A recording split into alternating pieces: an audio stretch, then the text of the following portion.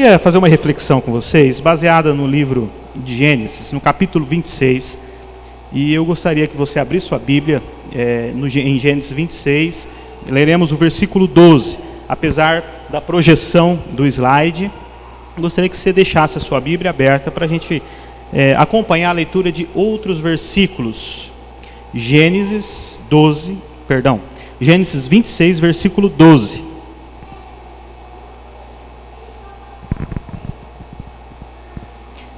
Amém? Semeou Isaque naquela terra, e no mesmo ano recolheu 100 por 1, porque o Senhor o abençoava. Até aqui, por enquanto. Mantenha a sua Bíblia aberta nesse texto. Esse versículo por si só, esse versículo nos ensina algumas coisas. E eu queria dividir esse versículo em 4 partes, para a gente estudar um pouco a respeito da vida dessa pessoa, do processo que houve e também da bênção que ele recebeu. Aqui conta uma história de sucesso. Aqui conta a história, pelo que o texto nos apresenta, de um agricultor, um homem que semeou, um homem que teve resultados positivos na sua colheita, na sua lavoura. Então, nós temos muito que aprender com esse texto. O primeiro ponto, eu gostaria de pedir a ajuda do nosso irmão Leandro. E nós vemos aí no texto, no início do texto, é que esse homem semeou. Semeou uma semente, né? Estava preparando a sua lavoura, a sua agricultura. E muitas vezes, né, alguém que é ignorante no que diz respeito à plantação, à agricultura, assim como eu, acha que semear é simplesmente jogar a semente, né? Tem essa semente que eu vou jogar na terra. É óbvio que para um produtor, para um agricultor, ele precisa de um planejamento.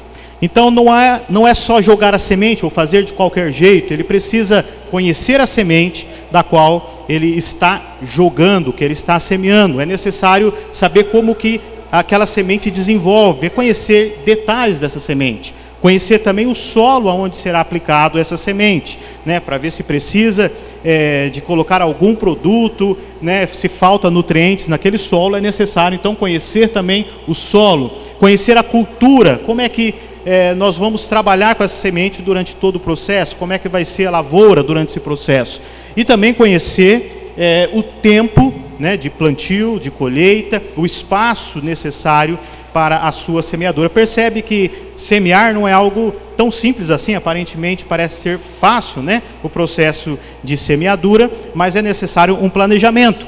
É necessário também nós promovermos, ou seja, preparar o solo, né, lançar a semente antes. Quando você está fazendo planejamento, o conhecimento é necessário, depois então é a ação, lançar a semente, cuidar, né, daquele plantio, regar e colocar todos os esforços necessários para que tenha sucesso. Próximo. Então até aí, né? Então nós vimos que a semeadura não é algo tão simples. Nós vemos também nesse texto do versículo 26, que este homem, ele lançou a semente naquela terra, né? Isso significa, analisando o texto, dizer que aquela terra era o espaço que ele tinha, era o local onde ele estava, ou seja, ele utilizou dos recursos que ele tinha em mãos para poder fazer a sua semeadura. Ele valorizou aquilo que ele tinha. Então, o fato de utilizar essa terra, e nós vamos depois aprofundar um pouco nesse texto, é valorizar aquilo que Deus coloque para nós produzirmos. O terceiro ponto, né, o texto diz que ele recolheu, né, e aí o sucesso da sua lavoura, que ele recolheu 100 por 1, ou seja, ele teve sucesso na sua lavoura, 100 vezes mais aquilo que ele plantou. Nos dias de hoje, quando nós falamos de um processo desse, de produção, né, os produtos hoje, pela tecnologia agrícola, né, sofreram várias mudanças e hoje produz muito, mas naquela época não tinha a tecnologia que tem hoje. Então esse foi de fato uma colheita de sucesso, né? Quando ele colheu 100 por 1, não era comum produzir tanto, naquela época, pelo clima onde ele estava, pela tecnologia, né, que era mais primitiva, né, do que é hoje. Então, recolher é uma ação também que faz parte de um processo de sucesso, de um processo final. O que adianta você plantar, jogar semente, ter uma bela lavoura, não é isso? Né? Muito bonito, mas se você não colher, se você não usar o fruto, se você não trazer, isso vai se perder com o tempo e você não vai usufruir da bênção. Então eu coloquei aí para vocês verem que o fato também do sucesso é você usufruir, entre aspas, tomar posse daquilo que Deus te deu, né? Às vezes nós olhamos de longe e contemplamos, mas não estamos de fato utilizando os recursos, as bênçãos que Deus tem proporcionado para nós. E o quarto, último ponto, né, nesse versículo, é que nós vemos que o Senhor o abençoava. E aí eu queria convidar você a abrir deixa marcado Gênesis, né, apesar que Gênesis está fácil de marcar. Salmo 127. Um texto clássico, um texto bastante conhecido, que fala exatamente isso. Não adianta você ter toda a tecnologia ao seu dispor, você usufruir de todos os seus recursos, você trabalhar afinco, você dedicar tempo, acordar cedo, se o Senhor não abençoa. É isso que diz Salmo 127, olha lá. Se o Senhor não edificar a casa, em vão trabalham os que edificam.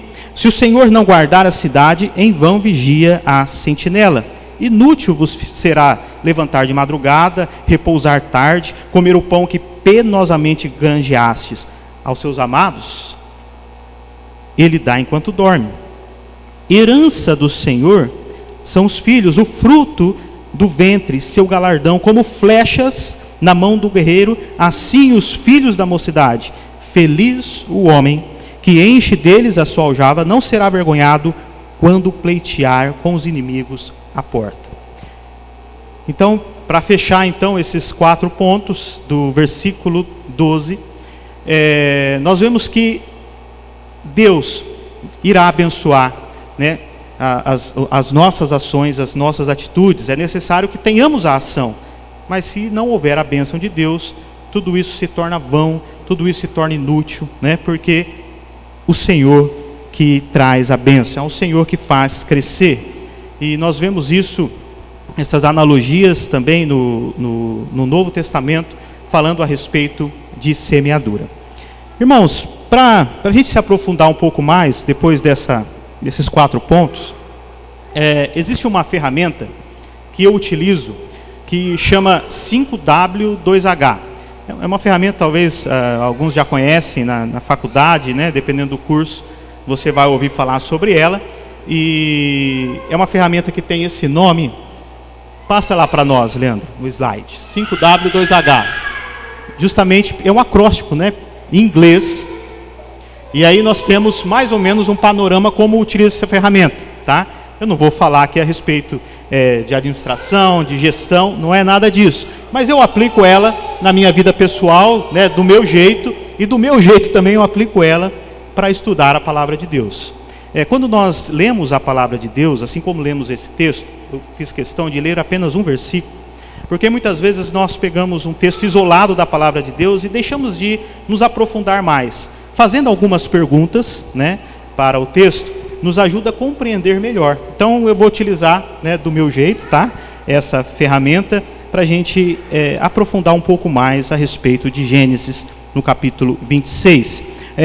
O primeiro W, que é o que, né, ou what em inglês, significa o que. O segundo W, why, porque, who, quem, where, onde, when, quando. E os 2 H, how e how much, né, como e quando. O primeiro W, então, pode avançar para nós. O primeiro W, o que. Avança um slide. O que nós temos de missão, ou seja, o que nós temos de planejamento no versículo 26. Versículo 26, capítulo 26, versículo 3, o Senhor diz o seguinte: habite nela, Para quem que ele está dizendo isso, né? Vamos nos contextualizar. Nós vamos, nas perguntas que iremos fazer por texto, vamos encontrar as respostas. Falando para Isaac. Isaac era esse agricultor. E o Senhor, quando colocou ele nessa terra, na terra de Gerar, ele disse para ele o seguinte: habite nela, serei contigo, te abençoarei. A função, a missão deste homem era habitar a terra. Olha que algo simples para se fazer: habitar a terra. O segundo W. Por quê? Para um cumprimento, aí nós começamos a entender o porquê dessa missão. Para um cumprimento de um juramento que Deus fez ao seu pai Abraão. No versículo 3 ainda, né? Olha lá. O que ele diz? Porque a ti e tua descendência darei todas as terras e confirmarei o juramento que te fiz a Abraão, teu pai. Deus tinha dado uma missão, Deus tinha dado uma ordem para Isaac. A ordem de Isaac era habitar a terra, constituir a sua família, multiplicar. Para quê? Para que Deus cumprisse um juramento dado então a Abraão. No Gênesis, no capítulo 12, se a gente retornar um pouco, nós vamos ver que a promessa de Deus para Abraão, e é muito parecida com Isaac também, porque ele diz: olha, sai da sua terra, da sua parentela, vai para a terra que eu vou te mostrar, que eu te mostrarei. Né? E Deus promete então que multiplicaria a descendência de Abraão. Isaac fazia parte então dessa promessa, já era resultado então da promessa do juramento, ou seja, ele deveria dar continuidade a um juramento que tinha sido dado ao seu pai. O terceiro W. Quem? Isaac. Isaac, aqui nesse texto, então era a pessoa a quem tinha dado essa ordem. O quarto W. Vamos lá. Quanto? How much, né? As suas descendências, versículo 4, olha lá no versículo 4, capítulo 26. Multiplicarei tua descendência como as estrelas dos céus, e te darei todas estas terras. Existia um número, existia uma quantidade, existia algo para se mensurar. A descendência então de Abraão, através agora de Isaac, iria ser muito numerosa, grande. Próximo W. How much? Pode avançar. Leandro. Como? Obedecendo ao Senhor.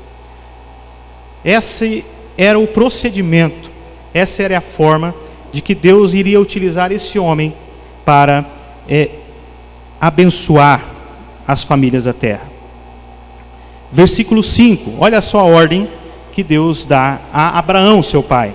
Porque Abraão obedeceu a minha palavra. Deus iria multiplicar por isso. Porque Abraão obedeceu a minha palavra e guardou os meus mandamentos, os meus preceitos, os meus estatutos e as minhas leis. Isaac, pois, ficou em Gerar. Ele obedeceu, ele ouviu o chamado de Deus, ouviu a voz de Deus. Então, a maneira pelo qual Isaac iria cumprir essa missão era obedecendo a Deus. E então, travou? Né? Mas vamos lá. Quando isso ia acontecer? É o próximo passo. Quando que iria acontecer a missão, o projeto de Deus na vida desse homem? Aí eu queria mais uma vez pedir para você abrir a sua Bíblia em Mateus, no capítulo 1, versículo 1. É importante a gente observar o tempo. Nós estávamos lá na terra de Gerar com Isaac, filho de Abraão, a quem Deus tinha dado uma promessa. E a promessa de Deus se cumpriria aqui em Mateus, capítulo 1, versículo 1, mais de 2000 anos depois. A promessa de Deus, a missão de Deus para a vida de Abraão se cumpriu mais de 2000 anos depois que Deus tinha dito. O texto de Mateus 1, versículo 1 diz a genealogia de Cristo Jesus. Olha quem está aqui.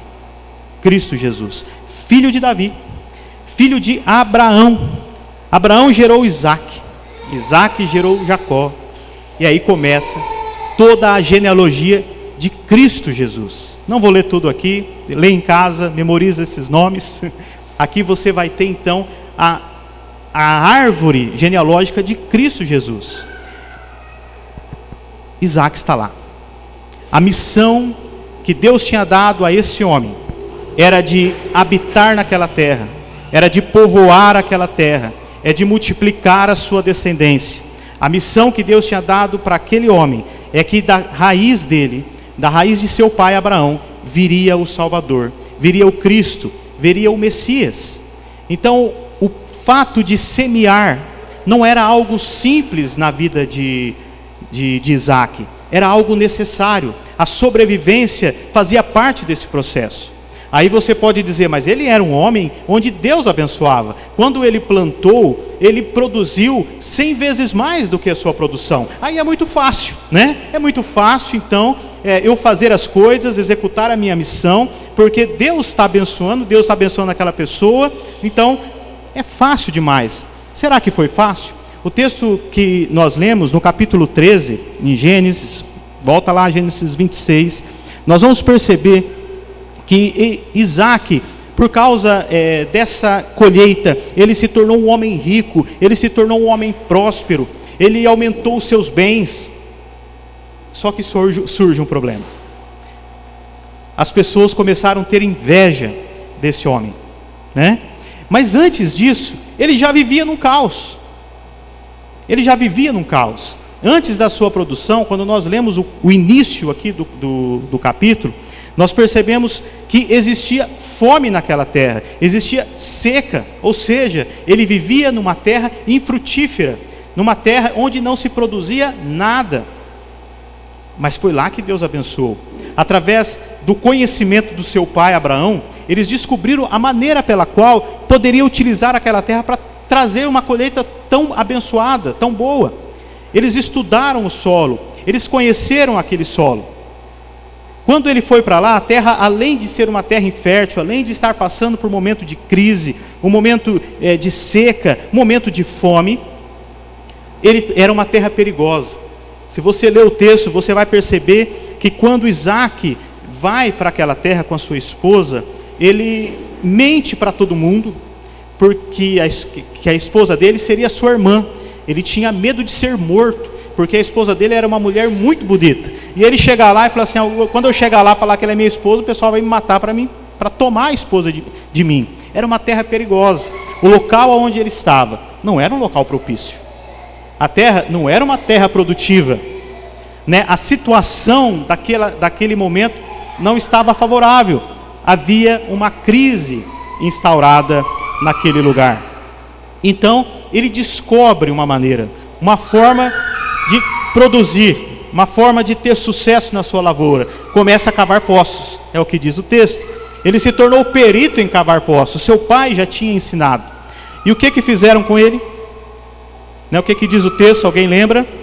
As pessoas tiveram inveja dele e foram lá e entulharam os seus poços. Porque eles falaram assim, não, esse homem está prosperando muito, esse homem está ficando rico. E por que ele está ficando? Por causa que ele tem um poço, ele consegue tratar dos seus animais, ele consegue regar a sua lavoura. Então vamos fazer o seguinte, vamos lacrar esse poço, vamos tomar esse poço dele. E foi lá, fechou o poço. A situação que ele vivia não era fácil, e quando ele conseguia alguma coisa, vinha alguém e a destruía. Mas ele desistiu? Não, né? Ele não desistiu. Ele creu, né, que Deus iria abençoar. E o que ele fez? Abriu um novo poço. Foi para um outro local, com bastante paciência, e abriu um outro poço. E novamente, o seu poço foi entulhado. E ele sai daquele local e abre mais um poço, e abre o último poço depois, e Deus continue abençoando esse homem. Irmãos, esse texto fala muito ao meu coração, me dá bastante ensinamento, porque uma vida cristã, o propósito de Deus na nossa vida é um processo de perseverança. É um processo onde nós devemos crer que Deus nos abençoa. Não importa aonde você esteja, não importa qual seja a terra que Deus colocou para você. Não importa. é necessário nós darmos o nosso passo, crer que Deus está conosco. Às vezes nós não valorizamos o que temos. Às vezes o terreno, a terra do vizinho é sempre mais bonita, é sempre mais verde, é sempre mais bela. Mas Deus colocou algo para você.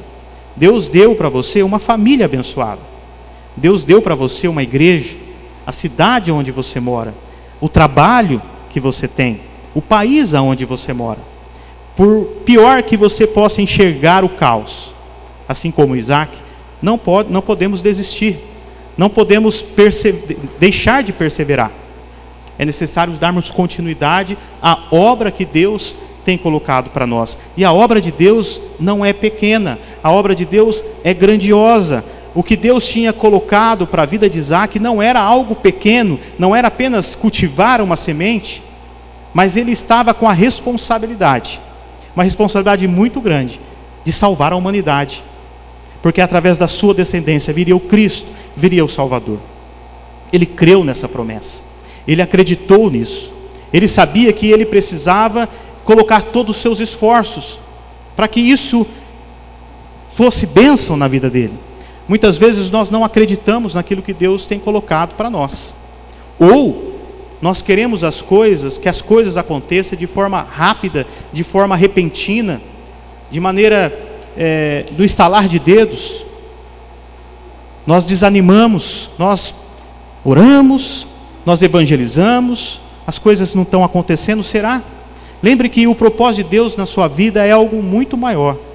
O que Deus tem para nós, tem preparado para nós, os nossos olhos não é capaz de ver, nossos ouvidos não é capaz de ouvir e entender, nossa mente não é capaz de imaginar o que Deus tem preparado para nós.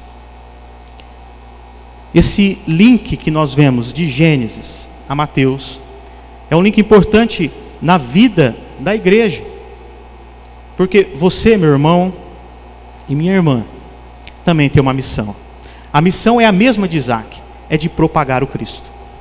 Se você é mãe, você tem uma missão para com seu filho. Se você é pai, você tem uma missão para com seu filho.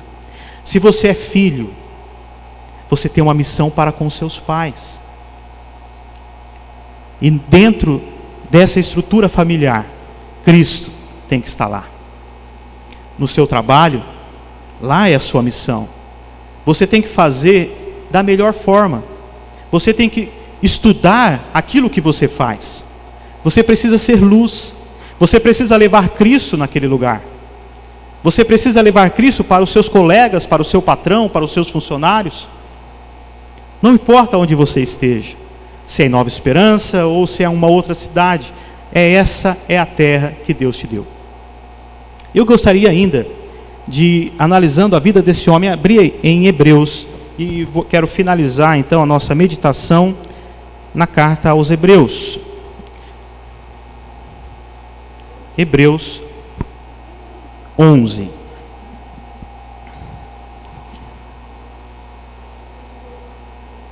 O versículo 8, nós encontramos mais uma vez aqui a pessoa de Abraão e o seu filho Isaque.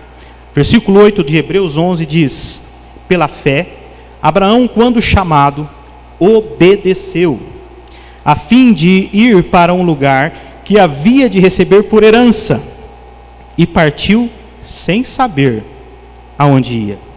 Pela fé, peregrinou na terra da promessa, como em terra alheia, habitando em tendas com Isaque e Jacó, herdeiros com ele da mesma promessa.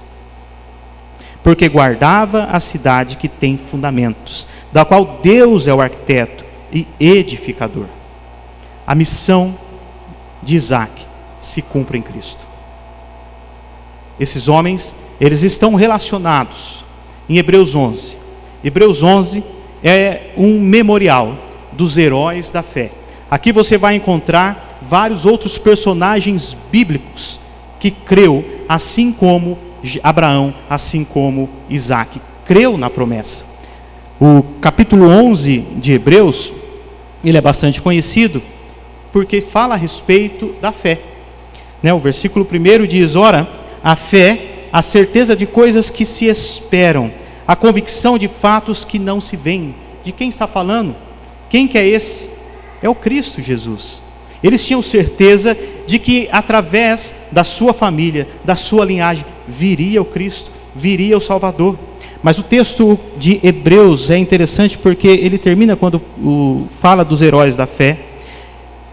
No finalzinho do capítulo, versículo 39, cita vários outros heróis da fé. Diz o seguinte: ora, todos que obtiveram bom testemunho por sua fé, não obtiveram, contudo, a concretização da promessa, por haver Deus provido coisa superior a nosso respeito, para que eles, sem nós, não fosse aperfeiçoado. Aqui desse livro, nesse capítulo de Hebreus, na história de Isaac, nós podemos aprender algo muito mais valoroso do que é fé. O mundo tem pregado que fé é um pensamento positivo. As religiões, todas as religiões, falam a respeito de pensamento positivo e associa isso à palavra fé. Isso não é fé. Eu não estou contra o pensamento positivo, tá? Muito pelo contrário, eu sou favorável, né, a uma pessoa otimista, mas fé é muito mais do que isso. Quando falar de fé, esquece isso, pensamento positivo. Esquece de fazer o imediato. A fé tem que ser baseada em Cristo Jesus. A palavra fé está ligada à fidelidade. Ser fiel às coisas do Senhor é muito mais do que nós possamos imaginar, é muito mais do que nós queremos. O que Cristo é para nós é algo muito maior. O que Cristo é para o mundo é algo muito maior. Onde que entra então eu e você nessa história?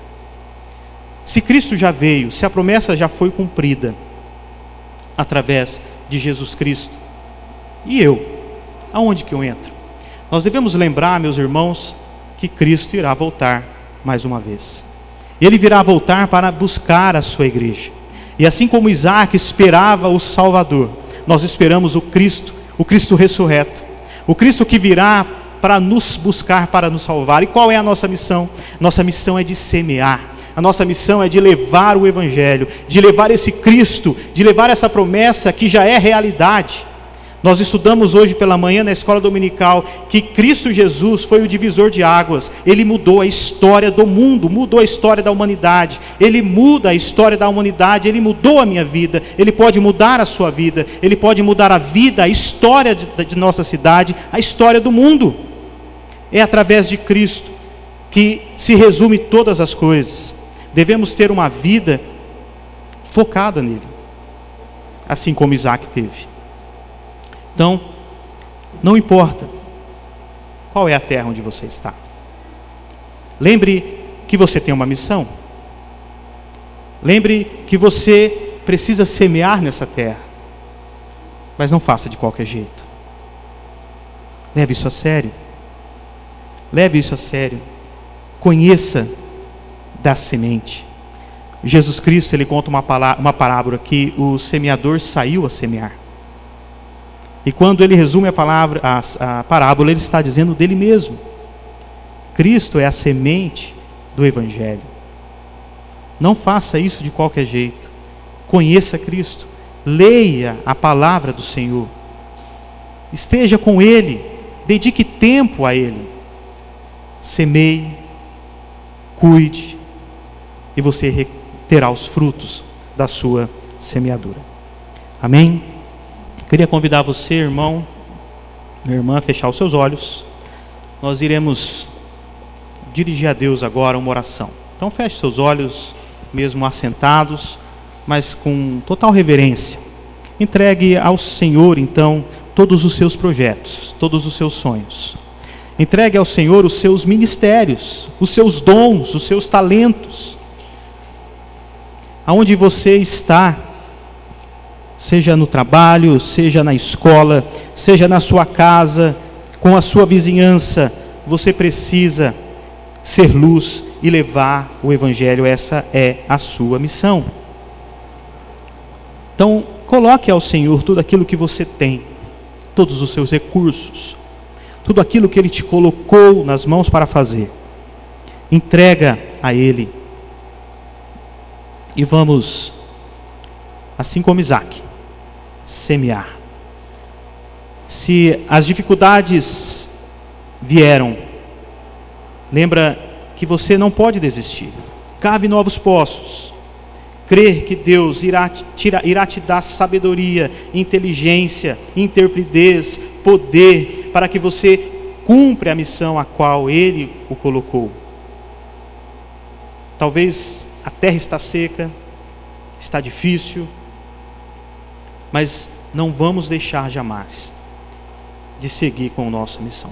Senhor nosso Deus e nosso Pai, nós nos colocamos diante da Tua presença, ó Pai, como servos, pedindo ao Senhor que ministre os nossos corações a Tua palavra, que possamos, ó Deus, cumprir com o Seu mandamento, cumprir com a Tua palavra, ó Deus, para que as nossas vidas possam ser testemunhas do Senhor, que possamos ser instrumentos do Senhor para abençoar vidas aqui na terra.